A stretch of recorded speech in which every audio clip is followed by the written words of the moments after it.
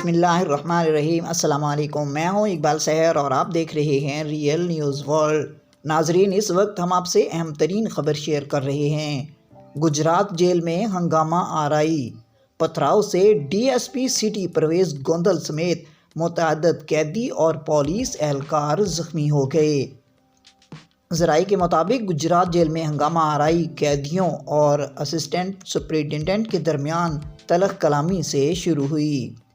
کئی گھنٹے گزرنے کے بعد بھی جیل انتظامیہ اور پولیس قیدیوں پر قابو نہیں پا سکی، جن کے پتھراؤ سے D S P city Parvez Gondal سمیت متعدد قیدی اور پولیس اہلکار زخمی ہو گئے۔ قیدیوں پر قابو پانے کے لیے ڈنڈا بردار پولیس دستے جیل میں بھیجے گئے ہیں۔ مشتعل قیدیوں نے بیرکوں کو آگ لگا دی اور جیل کی چھتوں پر چڑھ گئے۔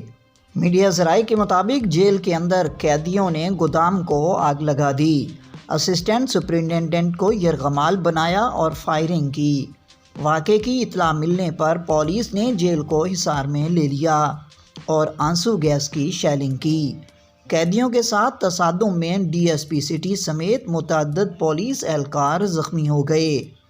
آر پی او گوجرانوالا منیر مسعود مارت کا کہنا ہے کہ جیل کے اندر حالات کا جائزہ لیا جا رہا ہے اور تاحال قیدیوں کے ساتھ مذاکرات بھی جاری ہیں۔ صورتحال پر جلد قابو پا لیا جائے گا۔